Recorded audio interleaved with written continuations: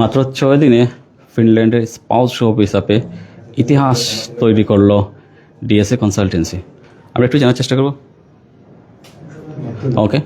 চেষ্টা করব আসলে কিভাবে এটা অসাধ্যকে সম্ভব করলেন। এখানে আজকে যারা সাকসেসফুল হয়েছেন তারা সবাই এসেছেন এবং সবচেয়ে বড় কথা হচ্ছে সবাই স্পাউস শো নিয়ে এসেছেন। এর চেয়ে খুশি কথা হতেই পারে না যে প্রতিষ্ঠানটি এই সফলতার গল্প শোনাচ্ছে। সেই সফলতার গল্প আপনাদেরকে দেখাই। 8 জনই পেয়েছেন ফিনল্যান্ডের ভিসা এবং প্রত্যেকেই কিন্তু স্পাউস শো। আমরা যে যার কথা বলছি যিনি 6 দিনে স্পাউস শো ভিসা পেয়েছেন, মাত্র 6 দিনে। অর্থাৎ বিএফএসে যেদিন ফাইল জমা দেন সেই ফাইল জমা দেওয়ার দিন থেকে মাত্র 6 দিনে ভিসা পেয়েছেন। আজকে 8 দিনে ভিসা পেয়েছেন। প্রতিষ্ঠানে গিয়ে বিভিন্ন দেশে ডেস্টিনেশনে যাওয়ার জন্য সেই লক্ষ্যে তিনি কাজ করে যাচ্ছেন এবং তার সাম্প্রতিক সাকসেসের একটা আমি হাইলাইটস দিচ্ছি। এবার তিনি 8 জন ফিনল্যান্ডের ভিসা হয়েছে, 3 জনের নিউজিল্যান্ডের ভিসা হয়েছে উইথ স্পাউস শো, এবং নিউজিল্যান্ডের কিন্তু তারা সবাই চলেও গিয়েছেন। সাইপ্রাসের আরও 4 জনের ভিসা হয়েছে, ইউকেরও আছে, সেগুলো আমরা পড়ে শুনবো। এখানে যারা আছেন সবাই ফিনল্যান্ডের এবং তাদের কার্ডগুলা যদি আমরা একটু দেখি, প্রথমে এখানে স্ট্রাইক যাতে না করে আমরা দেখুন, এখানে আমাদের মহিউদ্দিন ভাই না, উনি হচ্ছেন হবিগঞ্জের ছেলে, আমাদের কানাইঘাটের ছেলে রেদওয়ান ভাই, রেদওয়ান আমার ক্যামেরা পার্সন হচ্ছে, যাই হোক। এরপরে জুবাইর আহমেদ চৌধুরী, উনি নিজে এই প্রতিষ্ঠানটির ওনার। আর নাইম ভাই হচ্ছেন যে স্পাউস হচ্ছে আমাদের তানজিম বোনের হাজব্যান্ড, তিনিও পেয়েছেন, ওনার বাড়ি হচ্ছে শ্রীমঙ্গলে। এরপরে শমশেরনগরের আমার এই বোনও পেয়েছেন। তারপরে হচ্ছে আমাদের এই বোন হচ্ছেন শাহপুরান এলাকার সিলেটের, আর এরপরে হচ্ছেন কুলাউড়ার বোন। একজন 6 দিনে পেয়েছেন, আরো 2 জন পেয়েছেন 14 দিনে ভিসা পেয়েছেন। এরপরে এইভাবেই মানে মোটামুটি 1 মাসের অন অ্যান এভারেজ 1 মাসের মধ্যে সবাই পেয়েছেন ভিসা। তো জুবাইর ভাই, আপনি যদি প্রথমে একটু আমরা শুনবো যে আপনার কাছ থেকে যে এদের ব্যাকগ্রাউন্ড, এদের যে প্রোফাইল, কত টাকা লেগেছে, অন্যরা এরকম যারা যেতে চান তাদের উদ্দেশ্যে আসলে একটু আপনি ডিটেইল যদি বলতেন, আপনার লোকেশনগুলোও বলতেন, তারপরে ওনাদের সাথে একটু আমরা আলাপ করবো। আচ্ছা, আমার ডান দিকে আছেন মহিউদ্দিন ভাইয়া, ঠিক আছে। উনি বিজনেস থেকে ম্যানেজমেন্ট থেকে উনি ব্যাচেলরটা কমপ্লিট করেছেন এবং ওনার আইএসসি ছিল 6, এবং হচ্ছে আমরা জব এক্সপিরিয়েন্স দিয়ে কিন্তু ওনার অ্যাপ্লিকেশন করেছিলাম পিজিডি প্রোগ্রাম। অনেকে পিজিডি প্রোগ্রাম সম্পর্কে অবগত নন। এটা হচ্ছে one kind of pre masters course, post graduate programme.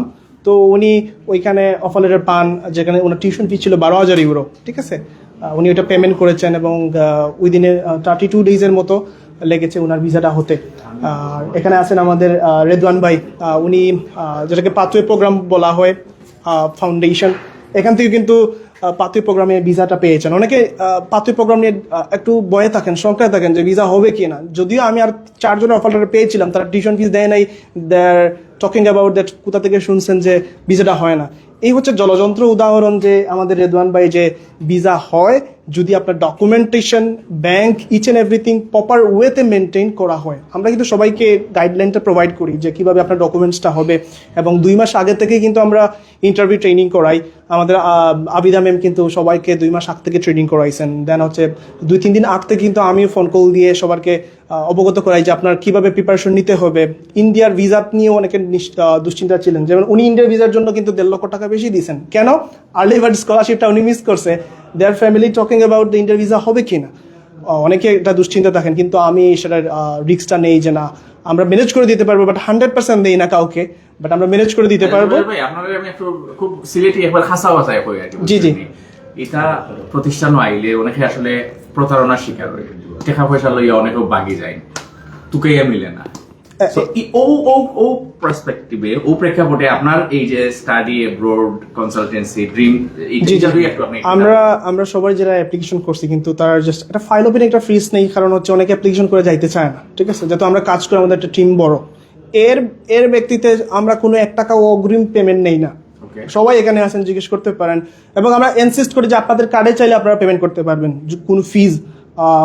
যেমন জিম আপু ব্যর্থ হয়েছিল ওনাদের কার্ডে পেমেন্ট করা, কিন্তু আমরা ওই দিনে ইন্ডিয়ার থাকা অবস্থায় কিন্তু খুব কষ্ট করে নাহলে পেমেন্ট আমরা ম্যানেজ করে দিছি। ওনার টাকাতে, ওনার অ্যাপেতে টাকা ছিল কিন্তু উনি পে করতে পারতেছে না, আমাদেরকে ট্রান্সফার করতে পারতেছে না।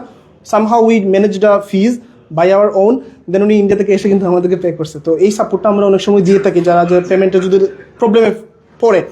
এখানে যেহেতু ব্যাংকের মাধ্যমে টিউশন ফিসটা পেমেন্ট করা হয়, ফ্লায়ার অথবা কনভেরা, এটা ইন্টারন্যাশনাল দুইটা পেমেন্ট গেটওয়ে আছে যেগুলো ইউজ করে ফিনল্যান্ড বলেন বা ইউকে, নিউজিল্যান্ড এগুলোতে পেমেন্ট করা হয়। তো এটা হচ্ছে ব্যাংকের ট্রানজ্যাকশন আছে, ব্যাংকে ভেরিফাই করতে পারতেছেন, ইউনিভার্সিটিকে ইমেল করে কিন্তু একটা পেইডের স্লিপটা দিয়ে দেয়, ঠিক আছে। সো আপনারা চাইলে নিজের কার্ড দিয়ে পে করবেন, আমার এটা সাজেশন। আপনি ভেরিফাই করতে পারেন, সব ট্রান্সপারেন্ট, আপনি যেটা সব ট্রান্সপারেন্ট। এবং আমরা ভিসা হওয়ার পরে কিন্তু সার্ভিস চার্জটা নেই, এর আগে কিন্তু আমরা কাউকে কাছ থেকে নেই না। আচ্ছা, আমরা একটু বোনের কাছে যেতে চাই, একটু শুনতে চাই আসলে বোন আপনার কাছ থেকে, যে একটু ভাইয়া ধরবেন তানভীর ভাই, হ্যাঁ একটু বলতেন যদি এই যে এখানে এসে আপনি প্রপার সার্ভিস পেয়েছেন কিনা এবং আপনি কতদিনে ভিসা পেয়েছেন? I got my visa within 6 days after I faced my visa interview in India. I was scared, but I had full trust on them. Like they are my mental support and everything, so I had to trust them. And for the result, I got my visa. That's it. মাশাআল্লাহ, আমরা শ্রীমঙ্গলেরই বল খুবই smart এবং ওলাহান smartly job করতাম। আমি একটু কানাইঘাটে এখন যাইতাম, শ্রীমঙ্গলতেই কানাইঘাটের উপর যাই। সিলেটি ভাষায় আপুকা ভাই আপনার কি লেখান, মানে অনুভূতিটা কি লেখান, পাইছেন কতদিনে এবং প্লাস হইলো এরা কি আসলেও যে লেখান কথায় কাজে মিল আছে নি? সরি, আমার কাছে দেন। প্রথম দিন আমি যে সময় জুবাইর ভাই লাগে মানে বিদেশের বাইরে যাওয়ার লাগে আমি যোগাযোগ করছিলাম, তো ভাই আমি আসলে প্রথমে অন্য একটা কান্ট্রি লেগে আইছিলাম। পরে ভাইয়া কইলা যে ফিনল্যান্ডের ভিসা ইস্যু, আর আপনার যদি প্রপার ডকুমেন্টস সবই যদি ঠিকঠাক থাকে তাহলে ইনশাআল্লাহ ভিসা হওয়ার সম্ভাবনা আছে। তারপরে আমি 8 দিনে অফার লেটার পাইছি। তারপরে ইন্ডিয়ার ভিসার লাগে আর একটু সময় গেছে, যার কারণে আর্লি বার্ড স্কলারশিপটা আমি মিস করছি। তারপর আমি টিউশন ফি দিয়েছি, ইন্ডিয়ান ভিসাও সাইড দিন আমার ভিসা হয়ে গেছে। তারপর ইন্ডিয়ার এমবেসি ফেস করছি, ইন্টারভিউ থেকে শুরু করি আমার ব্যাংক রেডি করা সব কিছু বাই তারা আমার গাইডলাইন দিয়েছেন, আমি এগুলা ফলো করছি। আমি 15 দিনে ভিসা পাই দিছি। ওয়াও, তারা কথা কাজে মিল আছে তো? জি জি। আচ্ছা, ওভার টু ইউ মহিউদ্দিন ভাই, আপনি একটু আমরা এখন হবিগঞ্জ যাই একটু, বা যদিও তাই সিলেক্ট হবে। যে আপনি মধ্যে একটা প্রশ্ন করছিলেন যে অনেক এজেন্সিতে যে প্রতারণা হয়, আমি ওইটার শিকার। আমি অস্ট্রেলিয়ার জন্য ট্রাই করে আমার প্রায় 8 থেকে 10 লাখ টাকা নষ্ট হয়েছে।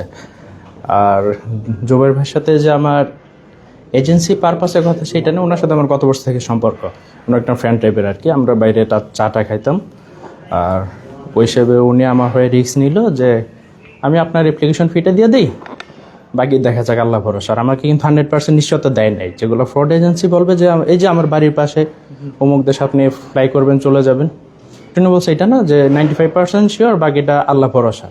আল্লাহ যদি আপনার রিজিকে রাখে দেন হবে। এবং অ্যাপ্লিকেশন ফি উনি বলছেন উনি নিজে দিয়ে দেন, উনি দিয়ে দিয়েছেন। এটা কতজন করে? জুবাইর ভাই, select you, thank you. Okay, next. আর হচ্ছে ইন্ডিয়ার ভিসা সম্পর্কে ভাই তো বললো যে অনেকে সন্ধান থাকে। আমার ওই টাইমে নতুন পোর্টাল খুলছিল, ওই টাইমে ভাই ওইটা রিস্ক নিয়ে নিচ্ছে যে ওইটা আমার দায়িত্বে, বাকি আপনার ভিসা হলে সেটা দেখা, মানে আপনি পেমেন্ট করতে পারবেন। ভিসা হওয়ার আগে উনি কোনো পেমেন্ট নেয় নাই।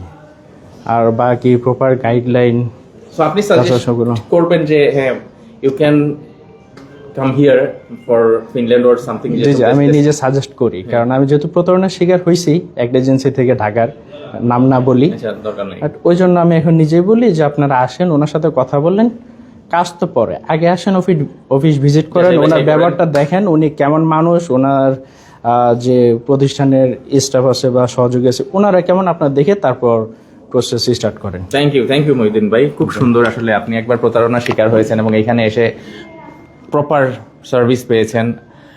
আশা করছি আপনার এই স্টোরি থেকে আর অনেকেই অনেক কিছু শিখবেন। আমাদের এখানে বোন আছেন আবিদা বোন, আবিদা বোনের অনেক প্রশংসা করেছেন আমার তানজিম বোন। আবিদা বোন একটু আসবেন এখানে।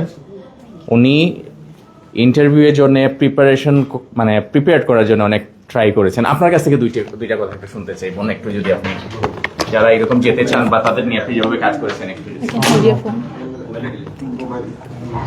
Well, first of all, সবাইকে অনেক ধন্যবাদ, অ্যান্ড স্পেশালি তানজিম আপুকে অনেক ধন্যবাদ, উনি অনেক অ্যাপ্রিসিয়েট করেন।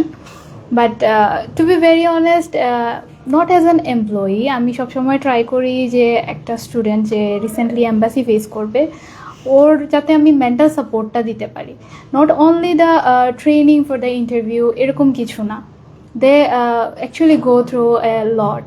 ওনারা অনেক ডিপ্রেশন, অনেক ফ্রাস্ট্রেশন, অনেক ইনসিকিউরিটির মধ্য দিয়ে যায়।